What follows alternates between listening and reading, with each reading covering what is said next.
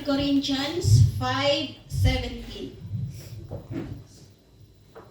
The Bible that I'm going to read is New International Version. Therefore, if anyone is in Christ, he is a new creation. The old has passed away. Behold, the new has come. Hallelujah. So tayo po ay manalangin. Hallelujah. Salamat po, Panginoon, sa umagang ito, Lord, na kami muli ay sinamahan mo po for this year 2026. Lord, through your words, you speak unto my sisters, O God. Pangusap ka, Panginoon, sa pamamagitan ng iyong salita, O Father God. Yes, Lord. Lord, this is your word. Ito ay salita mo, O Father God. Gagamitin mo lamang ako, Lord, na maihayag, maibahagi ang iyong salita sa umagang ito. Anoint my lips, O Father, fresh anointing from the power of your Holy Spirit. Amen. Daluyan mo, Panginoon, ng pagpapala, O Father God, ang aking mga kapatid sa umagang ito, Lord. Hallelujah. And let the Holy Spirit speak unto each one of us this morning. Pangusap ka, O Father God, sa pamamagitan ng iyong mga salita. May they ear, O God, yung spiritual ear po nila, yung kanilang spiritual heart, O Lord, ay mabuksan sa umagang ito. At makinig po sila, Panginoon, nakasama ang iyong Santong Espiritu sa umagang ito. So we invite your Holy Spirit, we invite your presence right now. In Jesus Christ's name I pray. Amen. Amen. So our text, I will read it again. Therefore, if anyone is in Christ, he is a new creation. The old has passed away. Behold, the new has come. So our theme for today is, it's already in our text. A new creation in Christ.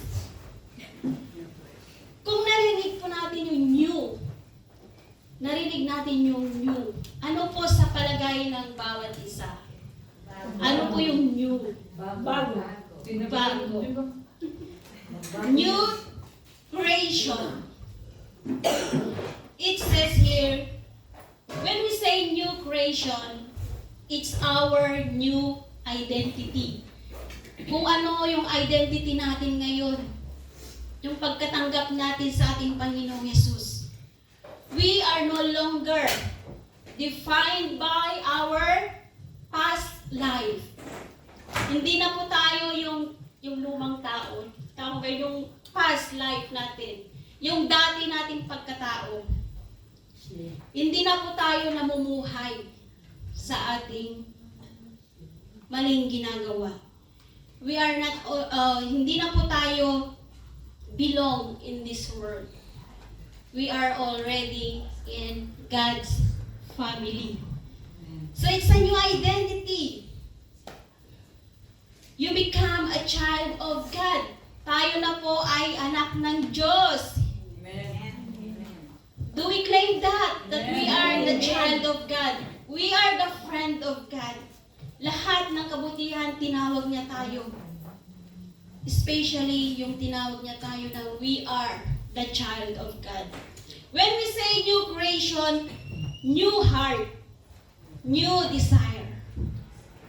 Bagong puso na po at bagong desire ng ating puso. A new way of living. Amen. Baka hanggang ngayon, yung dati nating pagkatao ay dala-dala pa rin natin ngayong 2026. When we say new creation, we have new freedom. We have freedom, mga kapatid. In Romans 8:1, no more condemnation in Christ. For those po doon sa mga naka-align sa ating Panginoong Yesus. When we say new creation, it's a new purpose. na? May direction ba ang ating buhay? Naka-align pa ba tayo sa ating Panginoon? Amen. And there is eternal purpose. Bakit tayo nandito sa Cyprus? Bakit hanggang ngayon nandito pa tayo? Because God has a purpose in each life. Sa bawat puso natin. Sa bawat buhay natin, mga kapatid. So when we say new creation in Christ, this is the complete inner. Sa loob, hindi po sa panlabas. Ito po yung inner or complete inner transformation. Ito po yung pagbabago natin.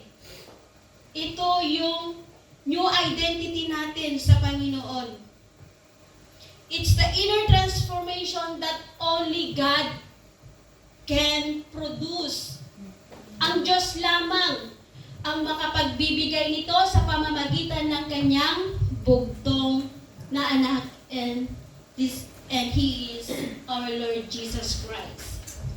So yan po ang new creation in Christ.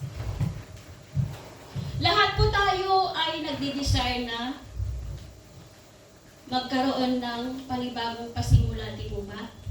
Kung tayo po ay nagkamali, minimithi po natin na tayo ay magpanibagong buhay. Amen for that. Amen. Do you believe, mga kapatid? Amen. And we try na tayo ay, we don't say just try, but we must. Kailangan po natin magpabago sa ating Diyos. Nagkakaroon po tayo ng new environment, mga new relationship, and also we want to fix what is broken inside. But we cannot fix by our own selves, mga kapatid. Kung hindi po natin ito binubuksan sa ating Panginoon. Kung hindi po natin ito nilalapit sa ating Panginoon. So, but no matter how hard we try to change, the old patterns eventually return. Bakit kaya bumabalik-balik yung dati nating pagkatao? Why? Because true transformation does not begin with behavior. Hindi po sa asal natin.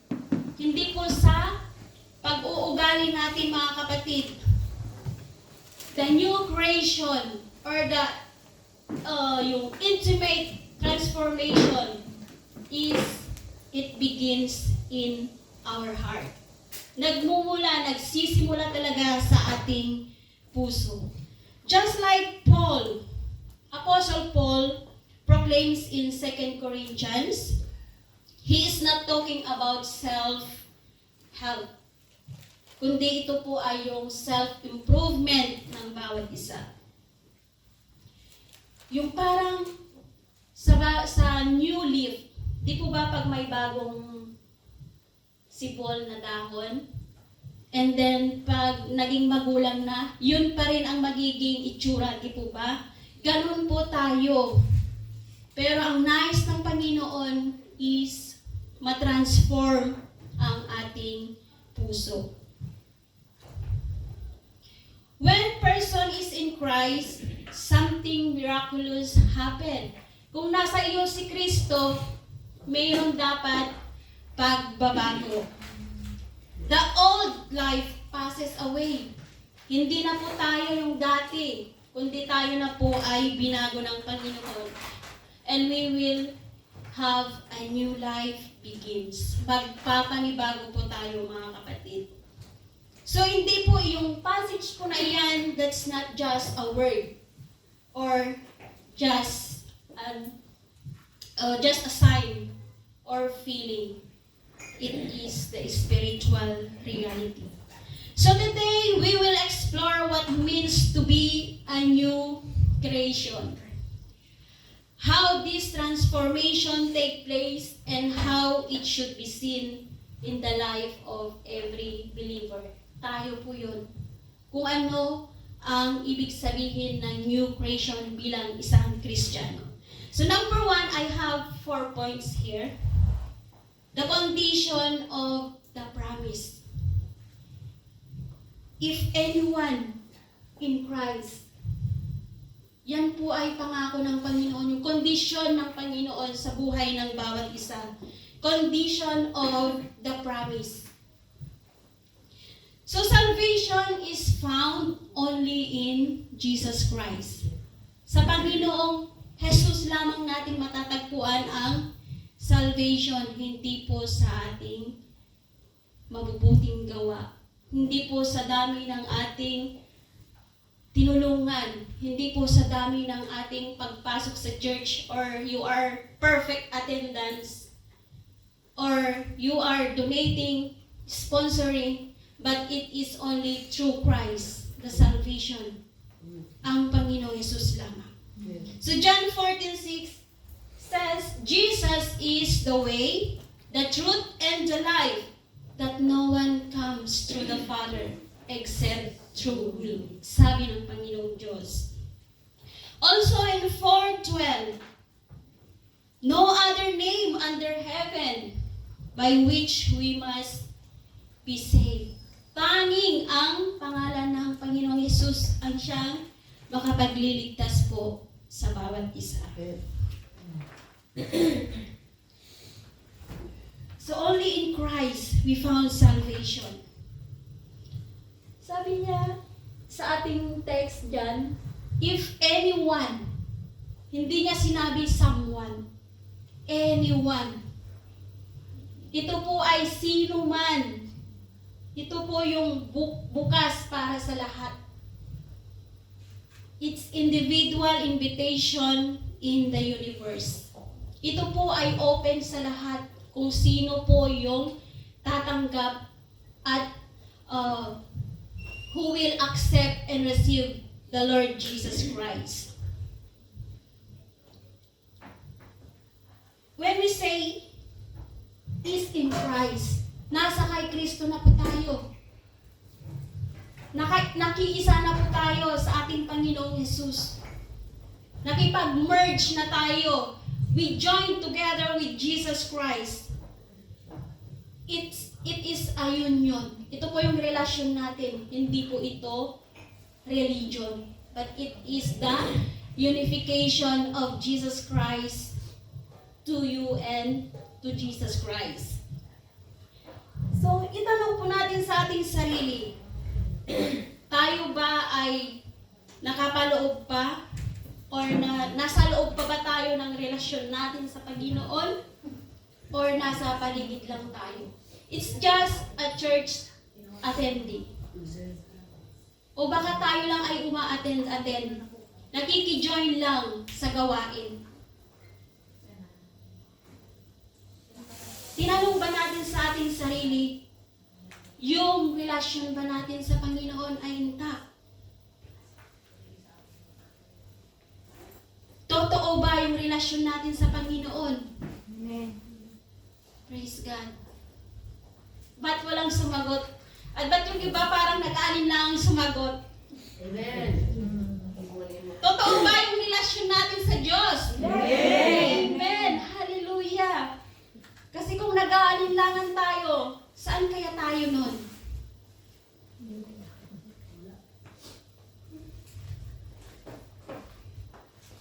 Kailangan yung relasyon po natin ay na kay Jesus, hindi po sa church. Hindi po sa ating mga ginagawa. Dapat nandoon po ang relasyon natin. Yung connection natin ay nasa ating Panginoong Jesus. Hindi po sa attendance. Hindi po sa pag-uugali, sa behavior ng bawat isa. But we must, yung relasyon po natin ay nasa ating Panginoong Diyos. So let's proceed to number 2. The transformation of the believer. Kung yung una, ito yung kondisyon ng pagbabago ng buhay. Number 2 is transformation of the believer. Ito na naman, transformation. Pagbabago ng isang lingkod ng Diyos. He is a new creation. Tayo ay bago ng nilalang. Tayo ay bago ng nilalang. Kung si Kristo ay nasa iyo, dapat makita yung pagbabago sa buhay ng bawat isa. Amen. God doesn't improve.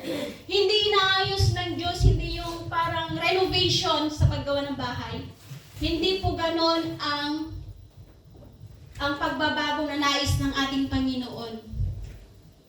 But God create something new. Yung bagong-bagong ikaw. Kasi yun ang nais ng Panginoon, the transformation of the believer. The new creation is a work of God. Ito po ay trabaho ng ating Panginoong Diyos.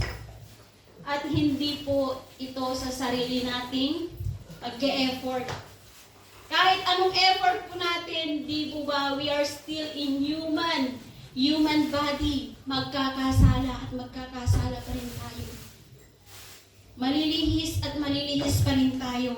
But because of the grace of God, kaya tayo po ay, and also the guidance of the Holy Spirit, kaya tayo po ay nako-convict na hindi gumawa ng masama.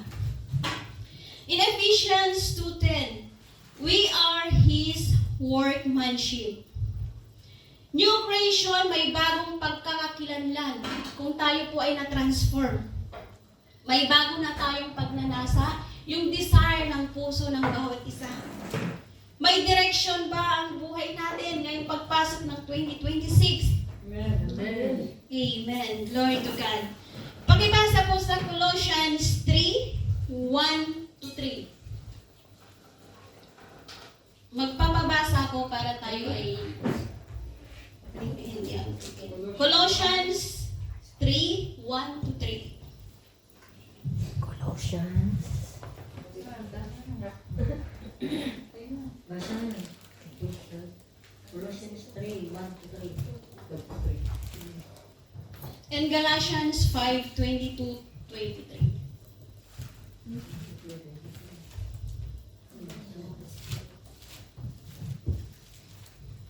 Colossians 2.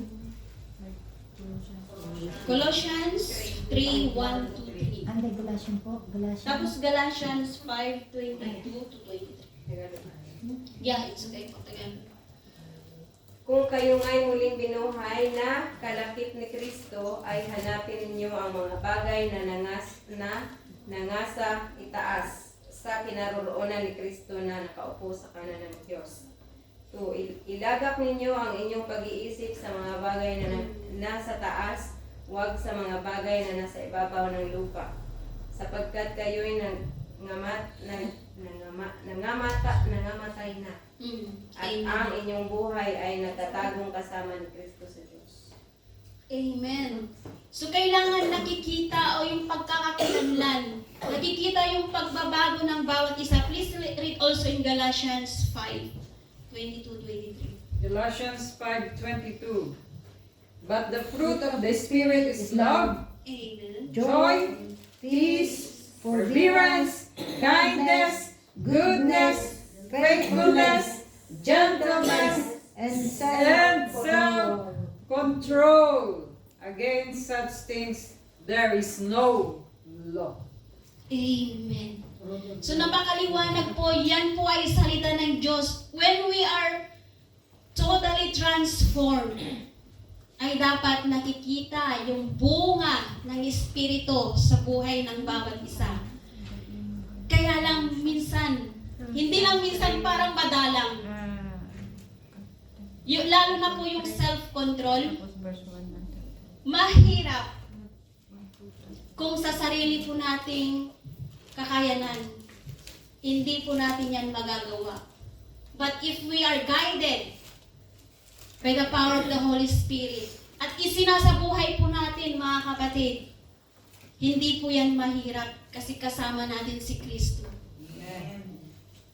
Yung patience, Lalo na yung patience. Mahirap nga naman yung nag-aantay. But yung pagdating ng Panginoon, kailangan natin mayroon tayong patience sa pagbabalik ng ating Panginoon. So kailangan dito the transformation of the believer, it must be seen, the fruit of the Holy Spirit. Lagi nating naririnig yan sa tuwing may tumatayo dito sa pulpit. Fruit of the Holy Spirit. Kung yung love ay nandyan na, kung yung love ang nauna, it follows all. Mga kapatid. So we must embrace our new identity. Yakapin natin yung bagong pagkatao natin. Huwag nang mamuhay na parang ikaw pa rin yung dating ikaw. Kung ano yung naging past ng 2025, let it, iniwan mo na doon. Let it go. And welcome 2026. Kung ano yung bagay na maayos o nakakabuti or aral, yun ang dalhin mo this coming or this year 2026. So yun, napakalinaw yung salita ng Panginoon. Transformation of the believer. Kailangan nakikita yung bunga ng Espiritu sa buhay ng bawat isang mananampalataya. So if there is transformation, number 3, the evidence of change. Kung na-transform ka, kailangan din may ebidensya. Kung tayo ba ay nabago. So in our text, the old has passed away. Yung dati nating pagkatao ay na-wash out na, nawala na, naiwan na nung tayo po ay tumanggap at kumilala sa ating Panginoong Diyos. Ang dating kasalanan at dating buhay ay nawawalan na po ng kapangyarihan. Hindi na po tayo dapat namumuhay sa dati nating pagkatao. Pag-ibasa sa Romans 6:6,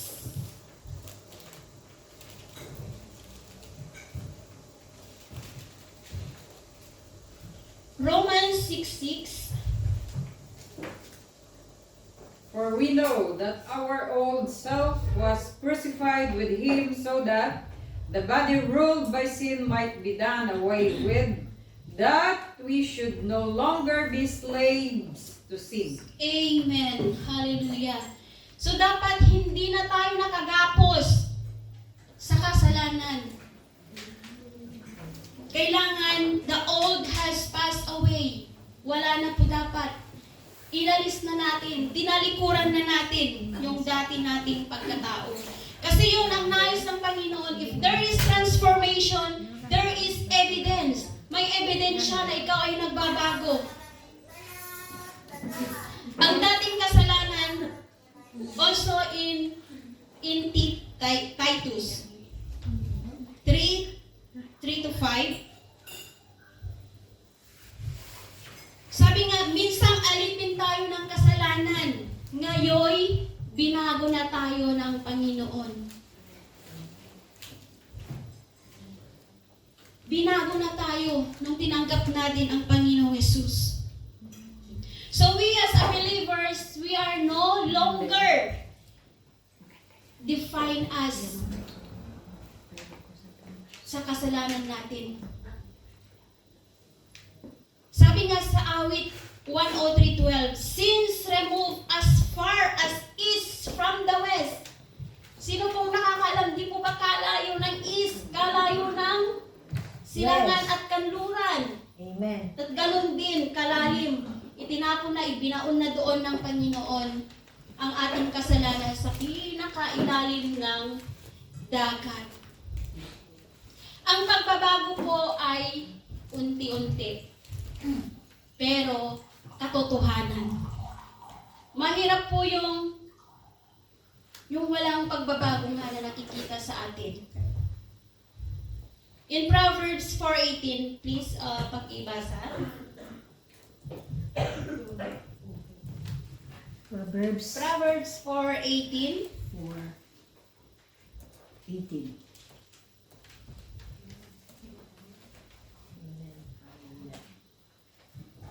The path of the Describes the path of the righteous as like the dawning light, growing brighter and clearer until it reaches its full strength and glory in the perfect day. Amen. So ang pagbabago natin ay unti-unti pero totoo. Kailangan po tayo ay lumalakad na may katwiran. Amen. We are walking, or the path of the righteous grow brighter. Yung pagiging matuwid po natin ay nagliliwanag po habang tayo po ay lumalapit sa Panginoon. Habang tayo ay lumalago, kailangan tayo po ay lumalakad ayon sa yung naka-align po tayo sa ating Panginoon. Huwag natin hayaan na tayo ay yung ginapos pa rin tayo ng kasalanan. Huwag nating hayaan na nakagapos pa rin tayo. Or yun ang hahadlang sa 2026 natin. Kung ano yung 2025 natin na nakaraan, leave it there. Amen. Hallelujah, Jesus. 2026 is full of hope, love, forgiveness, and there is peace. So, i-let go po natin yung mga guilt, yung shame, or the old life when we are still in sinning. We must forgive ourselves as God has forgiven us. So, kailangan nakikita natin, may ebidensya na tayo po ay new creation. Kailangan may ebidensya. Hindi pwedeng walang evidence when we are transformed by the power of God. So, if there is evidence, number 4, there is reality. May katotohanan. Reality of a new life. Ito po yung, behold, the new has come. Katotohanan ng bagong simula or katotohanan ng bagong buhay. Amen. Behold. As we welcome 2026, kailangan po, what is your purpose here in Cyprus? Here. What is your purpose in your family? In your work? To help them. Amen. To Praise support God. them. When we say purpose in 2 Corinthians 5:20, we are the ambassadors of Christ. Ambassador tayo ng Panginoon. So tayo ay dinala dito ng Panginoon, dito sa Cyprus, is to proclaim the gospel. Ibahagi natin yung katotohanan sa mga nakapaligid sa atin. Kailangan, ang taas, di po ba, ambassador of Christ. Yes. Acting as God's representatives. Pero yun ba ay nakikita sa buhay ng bawat isa? Kayo po ang nakakaalam doon. Ambassadors of Christ. Wow. Hallelujah. Tayo ang gagamitin ng Panginoon dito sa bansang Cyprus to share the gospel, to walk the talk. Kung ano yung mga sinasabi natin, ay dapat yun din ang ginagawa natin. Kasi mahirap po yung nag-talk ng talk, but there is no word or action. It's nothing. So the reality of the new life, kung yung first is new purpose, now we have the power. Meron na tayong kapangyarihan, or we have the authority in Acts 1:8. We are empowered by the Holy Spirit. Sasamahan tayo ng Santong Espiritu to share the good news, to share the gospel. So don't be afraid because God has already given us the power, the authority. Kasi kung ikaw ay nahihiya, sa kabila yon, kay Satan yon. Kung tayo nahihiya, kung tayo natatakot, yun po ay sa enemy po yun. If we are afraid to share the gospel. If we are shy to bring the good news. So the reality of the new life is we have a new community. In Ephesians 2:19, we are members of God's household. As I said earlier, we are belong to God's family. Kung tayo po ay may katotohanan na nagbago, we are belong to God's family. And we will have a new destiny, new priorities, new relationship, new mission, and new hope. So ang bagong buhay kay Kristo ay kung tayo po ay nasa kay Kristo, mayroon po tayong bagong layunin, bagong bukas, bagong pag-asa. To serve, para maglingkod. To serve each other. And to share the Word of God. So in 2 Corinthians 5:17, ito po, it's a declaration of our identity in Christ. We are not simply improvise or improve of our old self. Ito po yung we are a new creation. Bagong nilalang na po tayo. We are shaped by God. Hinuhulma tayo ng Panginoon. From day to day. God,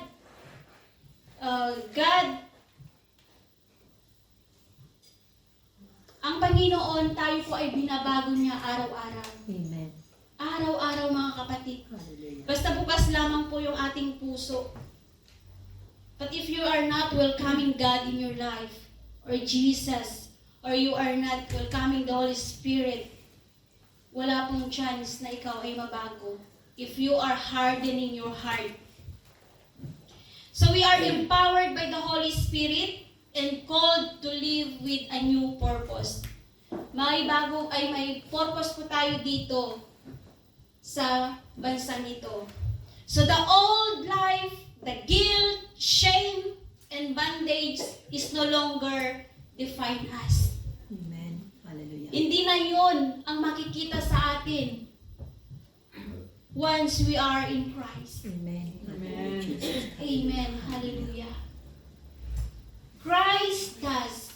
Ang Panginoon ay kinuhanan niya ito lahat nung siya po ay napako sa krus.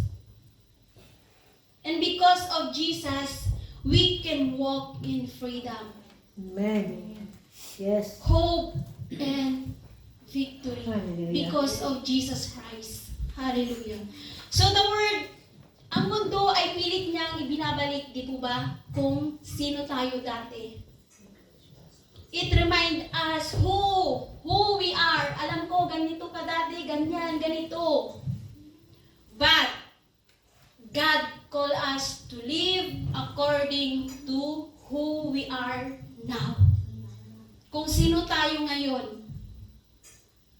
Kung sino tayo ngayon sa harapan ng Panginoon. So mga kapatid, let's embrace the new life with confidence. May confidence po tayo. Amen. So let us leave behind what God has already buried. Kung ano yung naibaon na, wag na nating hungkayin. Wag na nating muling Pagmultuhin. parang multo na pabalik-balik. Nailagay na nga doon naitapon na. Nailibing na yung dating pagkatao natin, wag mo nang pabalikin. Amen. Wag mong pababalikin, kapatid. Ibaon mo na yan.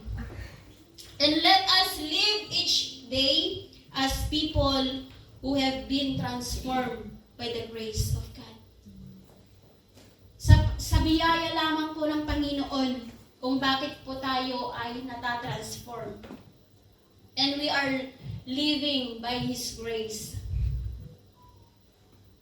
Through His Son, Jesus Christ, shine His light, sharing His love, and fulfilling His mission. So now, in our context, we are a new creation. Amen. God knows kung totoo tayo sa Kanyang harapan. We can hide sa ating mga kapatid. Pwede tayong magpanggap, pwede tayong magkunwari, pero hindi tayo pwedeng magkunwari sa paningin ng ating Panginoon. Amen. It's a spiritual reality. In Christ, we are not patched up, or yung parang kung may butas pa is Tatagpian. tinatapian na lang Tatapalan. o tinapalan lang.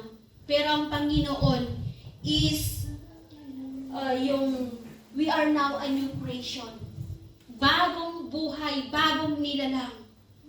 New identity, Amen. new power, and new life. Iiwanan ko po itong tatlong E. 3E in our life. Enter this new life. That means salvation. Embrace this new life.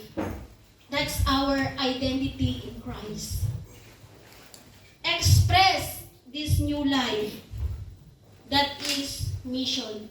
Don't you know that mission is the heartbeat of God? Amen.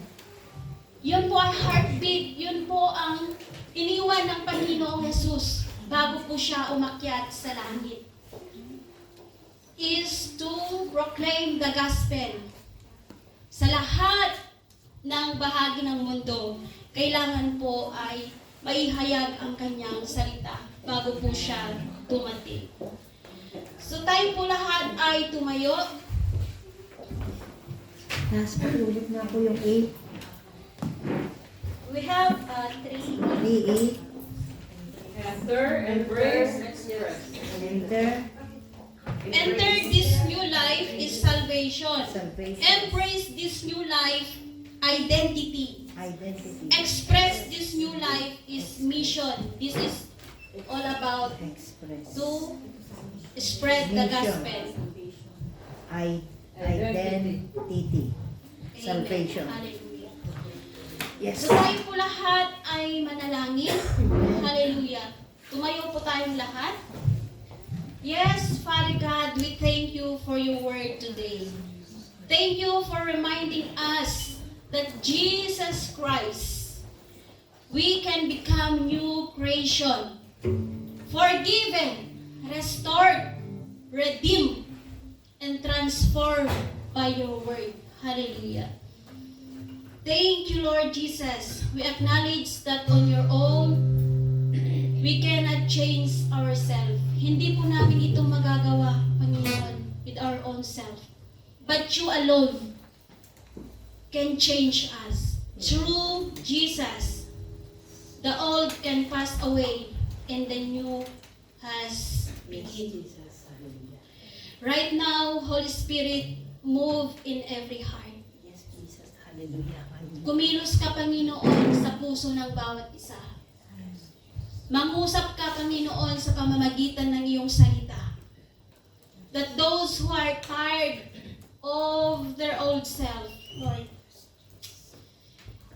Those who are carrying guilt, shame, and old life, they may be transformed, Panginoon. Matransform po ang buhay ng bawat isa. And also, brokenness, you will restore. Thank you, Jesus. Hallelujah.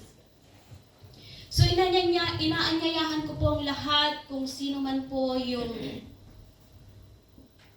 yung nais na magpa-pray over, come forward. Pero kung nahihiya po kayo, you can stay there in your seat. Hanggang maaari lahat pumunta sa una. Yes, please. Hallelujah. Hallelujah.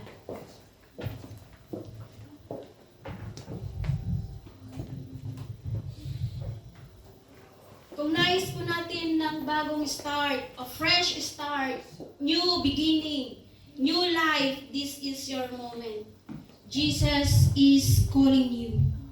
He is not offering a religion. Hindi po isang religion lang ito, mga kapatid, kundi He is offering a transformation. He wants to surrender your life to Christ. Open your mouth. Manalangin ka, kapatid.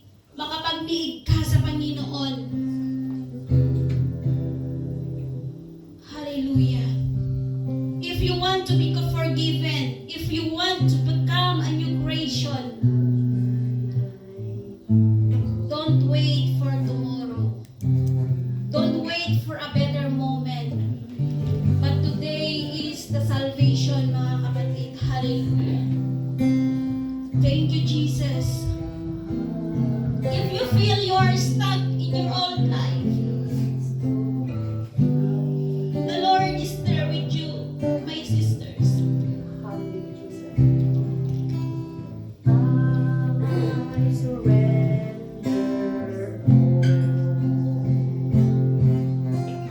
all. I surrender. The Lord can restore you. Taas niyo yung inyong kamay. Hallelujah. The Lord can restore you right now. At sa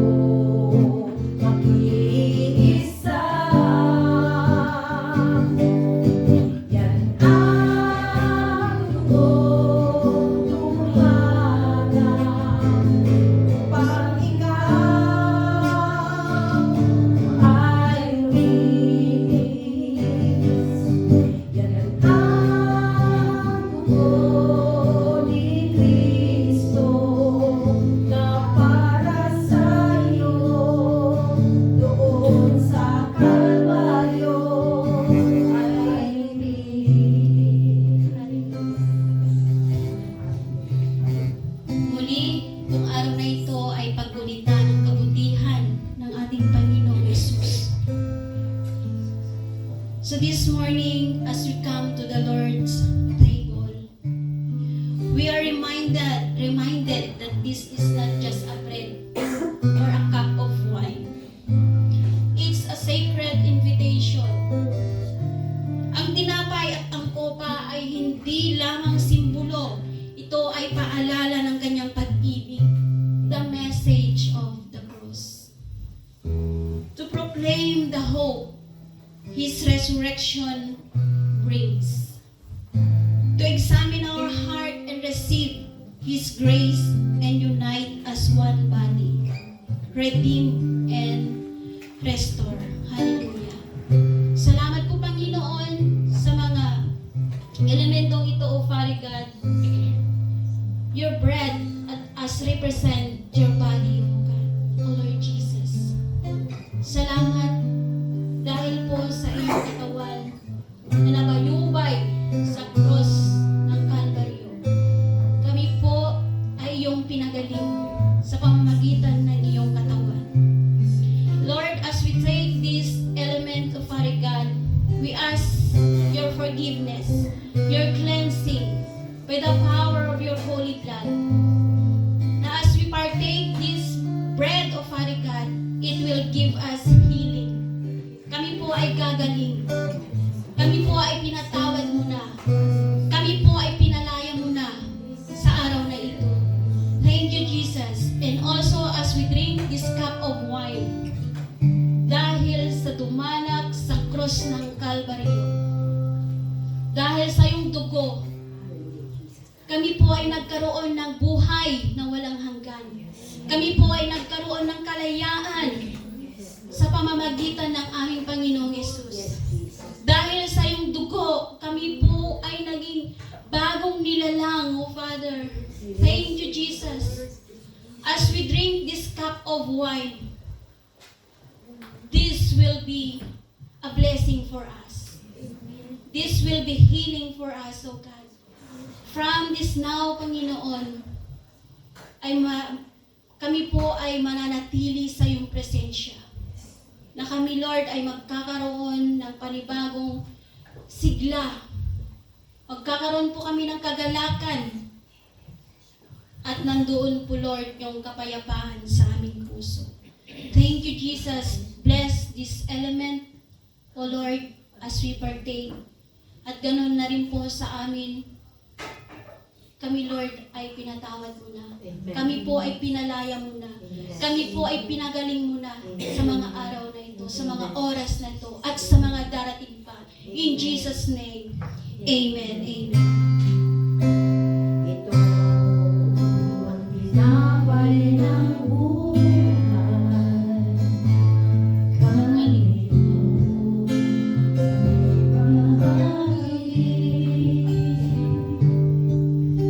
Ito ang tinapay ng buhay.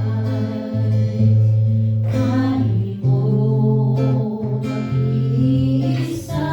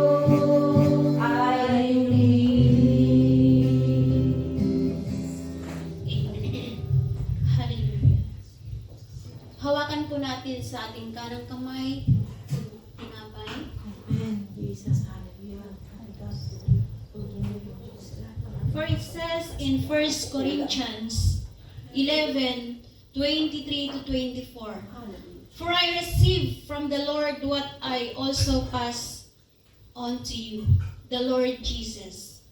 On the night he was betrayed, took bread, and when he had given thanks, he broke it and said, This is my body, which is for you. Do this in remembrance of me. Kainin po natin. Thank you, Lord Jesus.